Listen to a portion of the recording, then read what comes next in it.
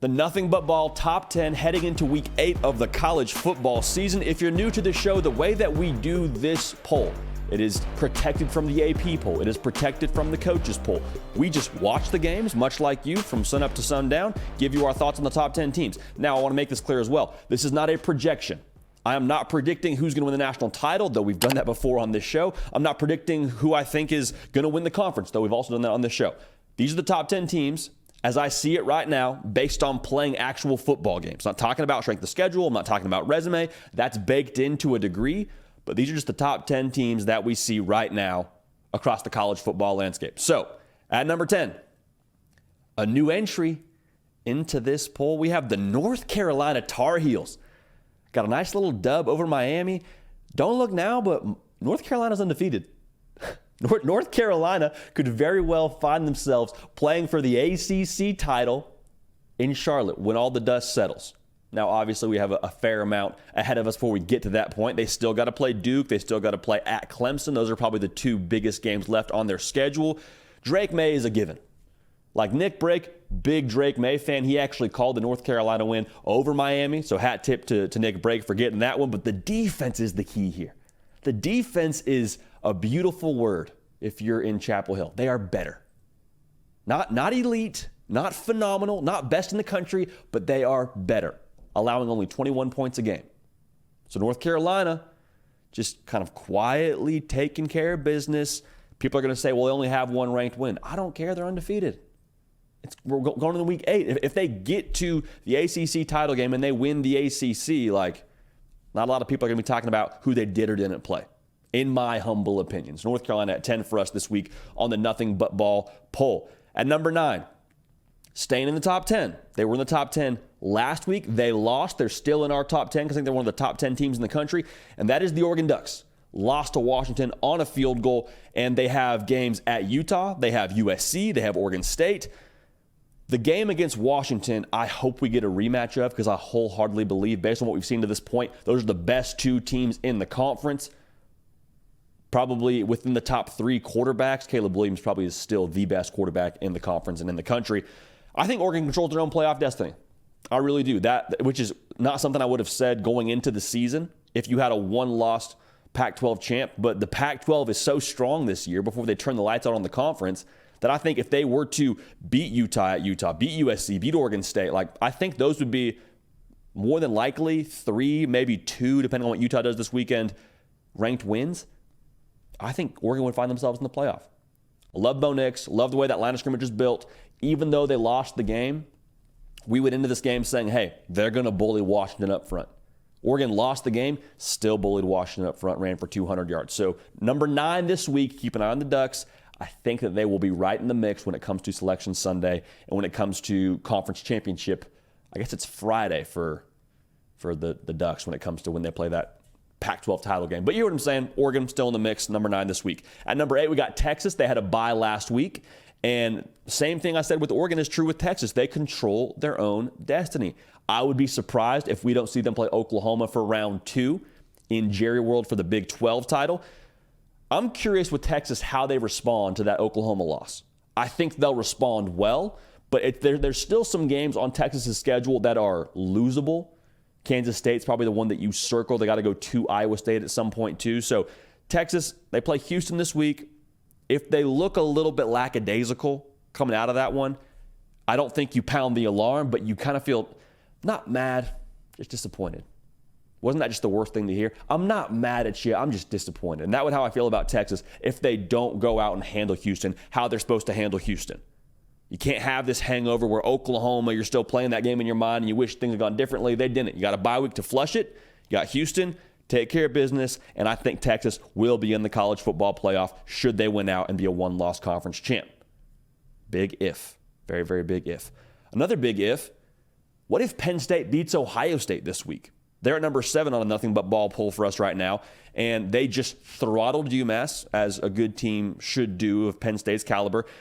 If they beat Ohio State, I think we have a very real conversation to put Penn State within that top 4 this time next week. And at the very least, I think you probably put them in the top 5. Everything with this game for Penn State is predicated on Drew Aller. I'm not saying you ask Drew Aller to go out and win the game in Columbus. I'm saying when Drew Aller committed to Penn State, and he was waiting in the wings last year behind Sean Clifford, and you lost to Ohio State, there was a lot of people saying, man, well, we got the most talented quarterback we've had on campus, just sitting behind Sean Clifford. Now, I never thought that Sean Clifford should ever be benched. I don't think a lot of people thought that were dialed into Penn State football, but the reality is Drew Aller, from a talent standpoint, brings something new to the table that you have not had in Happy Valley for some time. And what he brings, potentially throwing the football downfield, gets you fired up if you're a Penn State football fan. That could be the difference in a game like this. You're hoping and praying and believing that is the difference in a game like this if you're a Penn State fan. Getting over the hump, beating Ohio State, making that game against Michigan, that's in Happy Valley, by the way, more than likely for that side of the Big Ten. Regardless, Penn State, probably a top 5, top 3 defense in the country, tremendous stable of running backs, elite offensive line. If they beat Ohio State this week, going to be hard to keep them out of that top 5, maybe even the top 4. So Penn State at 7 this week. Now at number 6, a team we were just talking about, Ohio State. They handled Purdue in a way that you would hope a team like Ohio State would handle Purdue. I think if they end up beating Penn State this week, you re-solidify to everybody who you are. Because the game against Notre Dame, I don't think it has an asterisk next to it at all, so hear me clearly. But the way that it went, Notre Dame in the box score probably played well enough to beat Ohio State that day. But if Ohio State beats Notre Dame, as they already did, and they beat Penn State, you're kind of saying, all right, what now? What now? What else do you want to see us do? Got the game against Michigan. We'll get there when it gets there, but what else do you want to see us do if we're Ohio State? I think it would quiet a lot of critics. And I think, again, it would kind of be the first step to Ohio State sort of writing their own script for this 2023 team. They love the 2022 team. They love the 2021 team. They love all the previous teams at Ohio State. But this team, I think, should they handle business against Penn State, you add in that Notre Dame win, I think you start to talk about this team in a bit of a different light, would silence a lot of doubters. Now, at number 5, you got Washington. Dude, the story that came out on Twitter, I believe it was Jalen McMillan who tweeted it out. He quote tweeted the picture, or the video rather, of Michael Penix on the sideline while Washington is down, by the way. And he's sort of talking, it looks like almost, but he's sort of bobbing his head. And everyone's like, what is Michael Penix doing while they're down and Oregon has the football? Y'all, Michael Penix Jr. was freestyling on the sideline while Washington was down. He was freestyling, according to Jalen McMillan's tweet, about how they were going to come back and win the football game. Program guy. Through and through is Michael Penix Jr., one of the best players in college football. He's absolutely at the top of the Heisman Trophy race at this point in time. There's a lot of talk around Washington being 2019 LSU in the comparison. I think that's reaching a little bit. I see where you're coming from, because you have probably a first-round caliber quarterback in Michael Penix Jr. You got multiple NFL caliber wide receivers running around for them. I think that when you look at 2019 LSU, they were probably a touch more dominant, to be real. But I still think we got to give Washington their flowers. Now, if they end up running the table the rest of the way, Washington absolutely deserves to be in the college football playoff, because they got at USC, at Utah, at Oregon State. All 3 of those potentially ranked matchups. All will be tremendous tests for Washington, running the gauntlet. And oh, by the way, you have the Apple Cup to end the year. So if they end up getting to the Pac-12 title game from that stretch, y'all, Washington will be scary because of how battle-tested they will be. And I would imagine the style in which they would have won those games. Because right now we've seen them really win one kind of way. Hey, we're going to score a lot of points. Can you match us? We'll see. I think in those games, you would ask Washington to play another style of football that would translate to likely playing really good football in late December, early January, if you catch my drift. At number 4, we got Oklahoma. And they had a bye week as well. I have the inverse question for Oklahoma, as I did for Texas, because of the way that game went. How does Oklahoma handle success? Last year, there was a lot made about being 6-7, and you know what we were talking about with them, with punchline culture being a thing that was really directed pretty consistently towards Brent Venables, and the way that Oklahoma's roster was built and underachieved last year, and the defense, and so much made about Oklahoma in a negative fashion last year. And now, coming out of that Texas game, people are throwing Dylan Gabriel in the Heisman conversation, myself included. People are singing Brent Venables' praises, myself included. This is a little bit new for Brent Venables in this spot as a head coach. This is new for this team in this spot at Oklahoma. It's not new for Oklahoma. It's not new for this fan base. But for the people in that building, in that locker room, it's like, now people are saying good things about us. You went from the underdog to now people expecting you to make the Big 12 title game. How do they handle that? We had someone jump in the live chat yesterday and say they think UCF has a chance to rattle Oklahoma a little bit. I don't feel that way, but we're going to watch them play these games. They have not a difficult test ahead of them, but they have some games on their schedule that you probably want to keep an eye on if you're an Oklahoma fan. They're at Kansas, at Oklahoma State, at BYU. I would expect them to win all those games, but all those games on the road present different challenges. Going to Stillwater, never easy, even with the way that Oklahoma State's played this year. At BYU, who knows what that trip looks like. At Kansas, we already mentioned. We'll see what happens with the health of that roster at that point in time for Kansas. But bottom line, Oklahoma, how do you handle success? Because you should win the rest of your games and end up in Jerry World for a rematch against Texas. And I would love to see it. At number 3, we got Florida State. Dominant against Syracuse.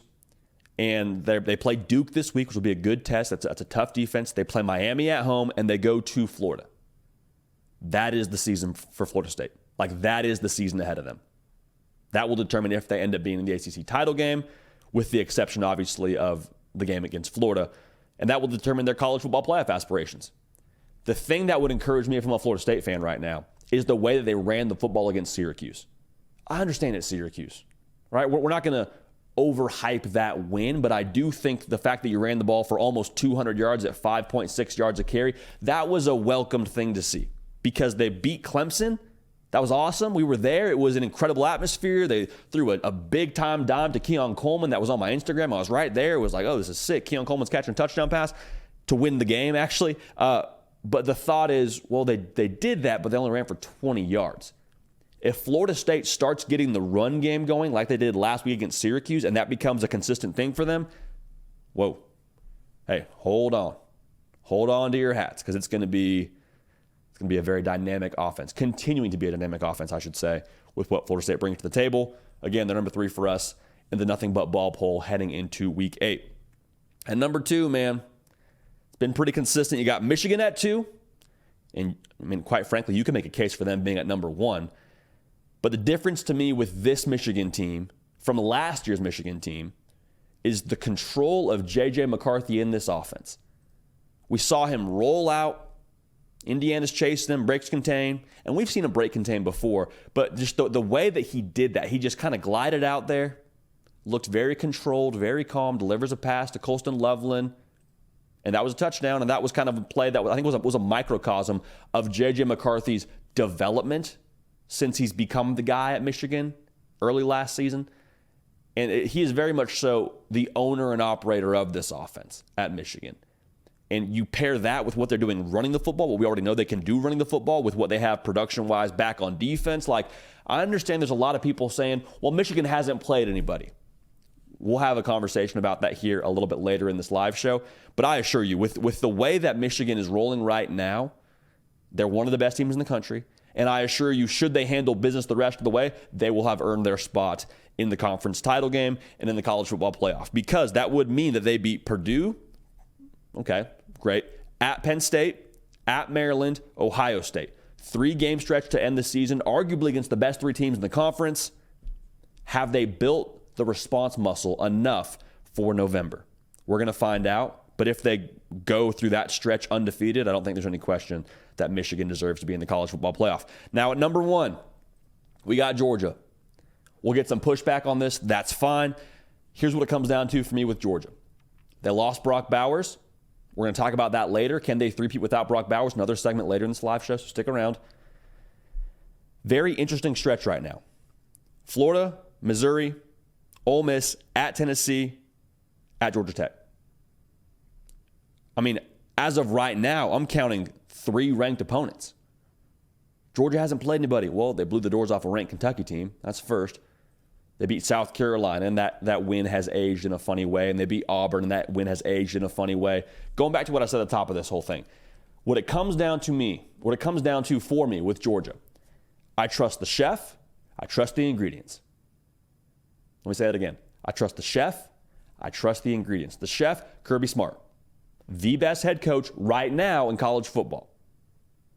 It's got 2 national titles that I think would support that statement.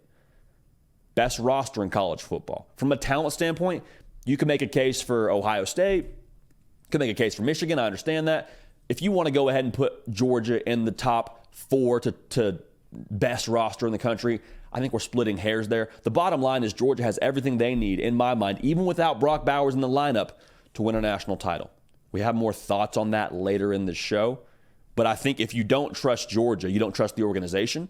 And the organization has proven they're just fine reloading with however many 5-stars they've had in the past couple of years. Remember after they won the first national title? Well, they lost so many draft picks. They lost all this on defense. What'd they do? Ran it back. The organization, I think, is the difference for Georgia. And right now, for me, they're the best team in the country. All right, so to recap it for you, our Nothing But Ball top 10 heading into week 8 of the college football season. At number 10, we got North Carolina rolling right along. The defense looking just a little bit better. Good news for the folks in Chapel Hill. At number 9, you got Oregon. I think they control their own destiny, much like Texas also controls their own destiny. At number 8, Penn State at 7, Ohio State at 6. That's going to be a clash of the Titans this weekend in Columbus. Can't wait to watch that one. Washington's at 5, Oklahoma at 4, Florida State at 3, Michigan at 2, and Georgia at 1. That is our Nothing But Ball top 10 ahead of week 8 in the college football season. Get at me in the live chat and let me know where you agree, where you disagree. Get at us in the comment section and let us know your top 10. Hey y'all, thanks so much for watching. Subscribe to the channel here to make sure you don't miss an episode of The Hard Count. Also be sure to check out other videos on the On3 YouTube channel.